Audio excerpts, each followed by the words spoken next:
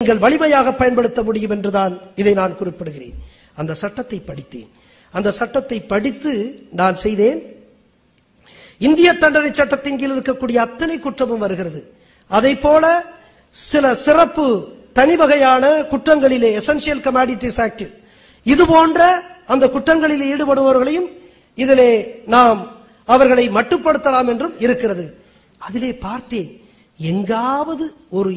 எங்காவது ஊழலை பற்றி வருகிறதா என்று பார்த்தேன். ஒரே வார்த்தை கரப்ஷன் என்ற வார்த்தை இருந்தது. கரப்ஷன் என்ற வார்த்தை இருந்தது. அதை பிடித்துக் கொண்டு உடனடியாக என்ன செய்தேன் தெரியுமா? ஒரு சம்மனை நானே தயார் செய்தேன். யாருக்கு? அந்த டிஎஸ்பிக்கு. யாருக்கு? அந்த இன்ஸ்பெக்டருக்கு. யாருக்கு? அந்த சப் இன்ஸ்பெக்டருக்கு. யாரெல்லாம் முதல் தகவல் அறிக்கை எனக்கு எதிராக பதிவு செய்தார்களோ அதற்கு எதிராக ஒரு சம்மனிலே ஒரு குறிப்பு எழுதினேன். I have received information that you have been habitually receiving bribe from prohibition offenders.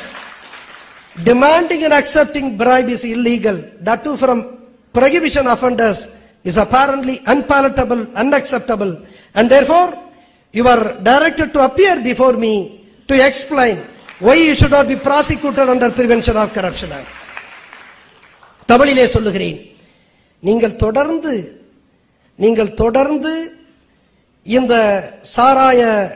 இந்த குற்றத்திலே சாராயம் விற்பனை செய்யக்கூடிய இந்த குற்றத்திலே ஈடுபடக்கூடிய குற்றவாளிகளிடத்திலிருந்து நீங்கள் லஞ்சத்தை பெற்றுக் கொண்டிருக்கிறீர்கள்.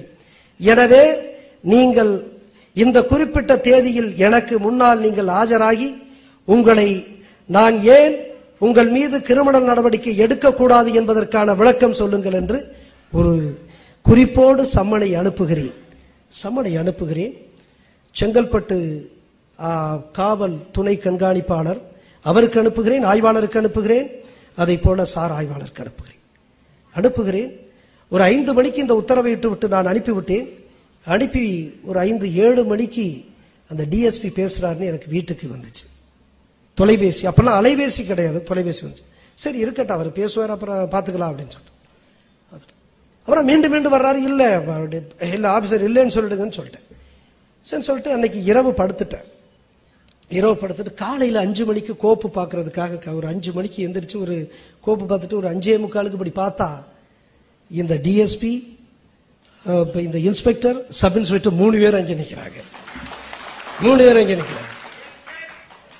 அங்கே நிற்கிறாங்க. என்னன்னு பார்த்த உடனே வழக்கம் வச்சுட்டு ஐயா சம்மன் அனுப்பிச்சிருக்கீங்க. சரி சம்மன்னா இப்ப என்ன 6 மணிக்கு என்ன 5:45 6 மணிக்கு என்ன அலுவலகத்துக்கு வாங்க. சரி அலுவலகத்துக்கு நீ 10 மணிக்கு வாங்க. ஏன் இவ்வளவு அவசரப்படுறீங்க? ரொம்ப அவசரமா எஃப்ஐஆர் போட்டதுனால நீங்க இவ்வளவு அவசரமா வர்றதா? எஃப்ஐஆர் போடுறது அவசரம், ரைட்டு. சரின்னு பாத்தீங்கன்னா 10-10:30 போனா மறுபடியும் திருப்பி வந்து வழக்கம் வச்சுட்டு ஐயா நீங்க வருவாய்த்துறை எல்லாம் தெய்வம் மாதிரி நீங்க அதெல்லாம் ஐயா பண்ணாரு. தெய்வம் மாதிரி வருவாய்த்துறைனா நீங்க அதை விட பவர்ஃபுல். ஏன்னா தெய்வத்து மேலேயே எஃப்ஐஆர் போடுற அளவுக்கு இருக்கிறீங்கன்னா நீங்க சாதாரண ஆட்கள்.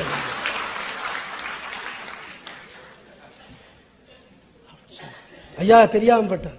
சரி பரவாயில்ல அப்படின்ட்டு நீங்க என்னைக்கு நான் சொன்னோனோ அன்னைக்கே நீங்க ஆஜராகன்னு சொல்லி அனுப்பிச்சு வச்சுட்டேன்.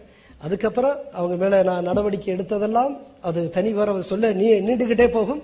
அது நான் எழுத போகின்ற புத்தகத்தில் நான் எழுதுவேன். எனவே இப்பொழுது அதோடு நிப்பாட்டுகிறேன்.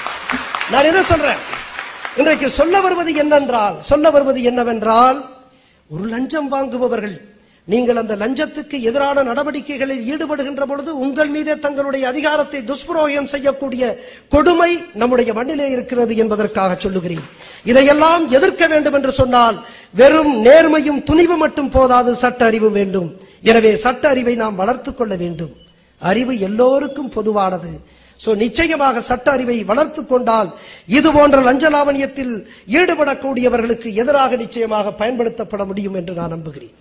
ஒரு அலுவலர் எப்படி வேண்டுமானாலும் பணியாற்றலாம். ஒரு அலுவலர் நிச்சயமாக